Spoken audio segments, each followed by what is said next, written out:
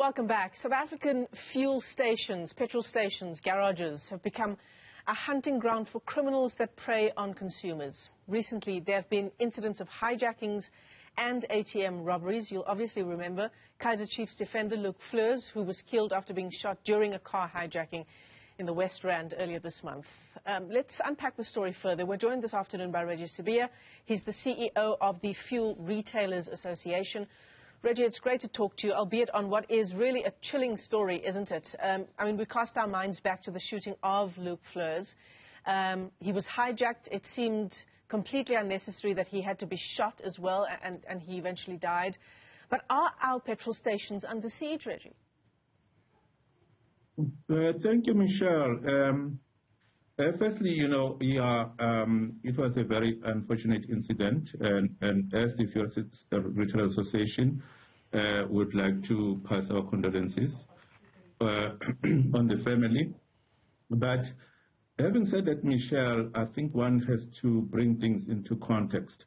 If you look at the population of South Africans that is using service stations daily, and you look at the murder statistics for the past 5 years that have been reported on a daily basis, ask yourself how many of those came from the service stations. And that puts things into perspective. We're not wanting to trivialize the case that happened, but when you look at the number of murders and criminal stats in the entire society of South Africa versus what is reported in service stations, we still believe that service stations are still the safe place to shop, and that is basically because of the heavy investments that the industry has put behind, 24-hour surveillance systems. Even if you look at this topical case that you've just mentioned, if it wasn't for the 24-hour surveillance systems that were in the garage, it probably would have been very difficult to actually trace even the suspects that have been apprehended. Yeah. So we do have, proper surveillance systems. We do take safety into consideration. Michelle, people don't even talk a lot about this. When somebody is being followed, and they see that they are being followed, the service station is the first thing that comes to everybody's mind, especially if there is no, police station around in the vicinity. So one will actually run into the service stations because there is activity, there is people moving around. So there's a lot of good work that service stations that actually play in this whole situation. So Reggie, you're saying we can't attribute, if indeed there is an uptick of people being attacked at service stations, we can't attribute that to service stations being completely unsafe now? No, not at all. Because remember that service stations are also part of a community. So the hijackings that happens, they happen for a number of reasons. And so we cannot look at a specific case and then conclude. What we need to look at is when this incident happened at a service station, did the service station have the right, surveillance system? Do service stations have proper training, for example, for such instances? And I can tell you that in our industry, training on safety and security is the highest priority.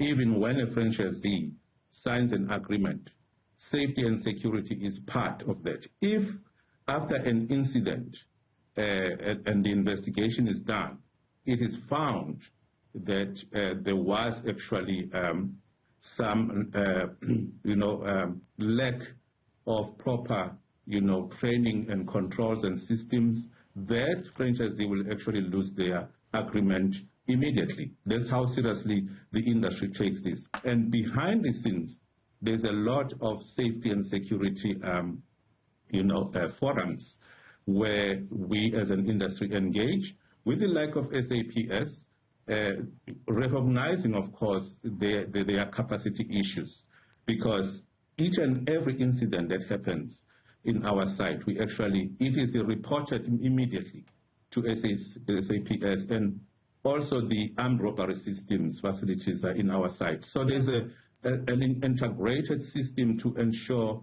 the safety and security of our motorists at service stations. Look, you can understand the alarm, Reggie, because we are a society that is already just generally living under siege, right? When we take a look at our murder numbers daily in South Africa, our hijacking numbers, and so if there is a trend emerging, if there's been 1 or 2 or even 3 or 4 incidents at service stations, you can understand the alarm that people do have.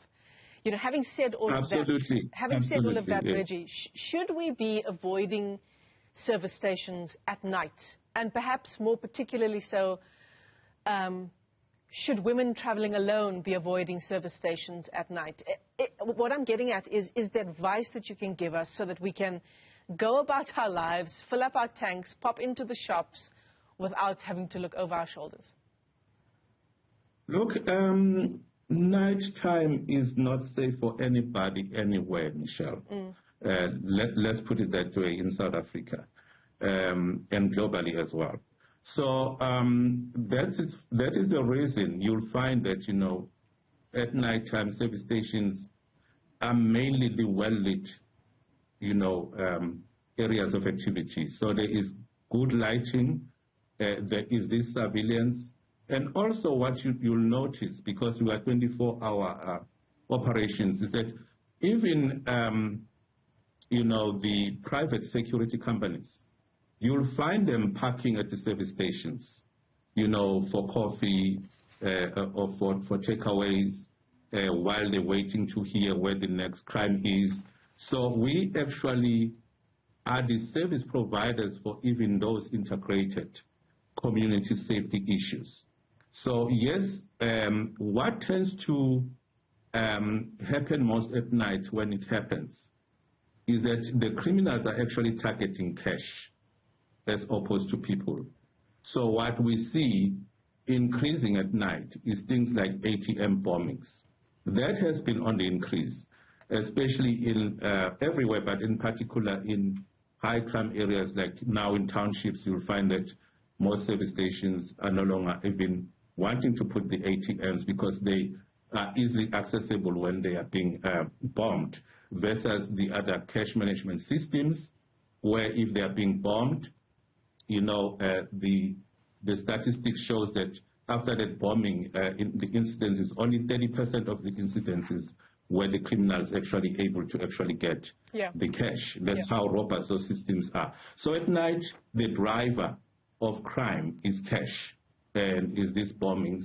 So, and at night, we don't not always have the high traffic of motorists as it is during the day. So these criminals will obviously then target the most quiet service stations. So just be more vigilant when you are a motorist at night at the service stations. Look, our service stations are, they are incredibly vulnerable spots, just generally speaking across the country, right? Because you are, you're getting in there to get whatever you're getting, whether it's fuel or something from the store. There's a number of vehicles in a small site at a particular time.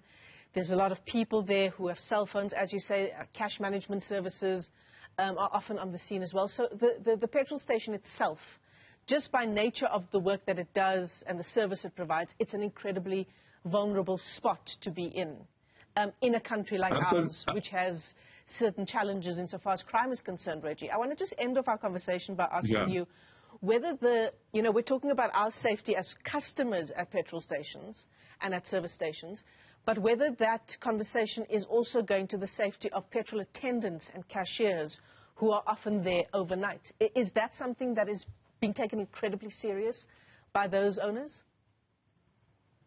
Absolutely, Michelle. In fact, that in spite of the easy access to service stations, easy access and the easy way out, the number of incidences compared to the statistics in the country tells you that there is more work being done behind the scenes as deterrent to these incidences happening. Otherwise, we'd be hearing of these incidences almost every day. And with regards to staff, it's exactly what I talked earlier on when we talk about training. We do train our staff. We make sure to be aware. We tell them what to do and what not to do. Because, for example, when the criminals coming to the forecourt, there are certain behaviors that we teach our staff to do and say, it's not worth doing this. Just, let it go and let the systems which are in place do what they were implemented to do. Yeah. So we do take all of those things very, very seriously as the industry. Yeah, just like the rest of the country and many parts of the world, we do need to just take care, exercise caution at particular times of the day, perhaps. Take the usual steps that we take as people living in South Africa. Reggie, Sibiya, let me thank you for your time this afternoon. Thanks for coming on.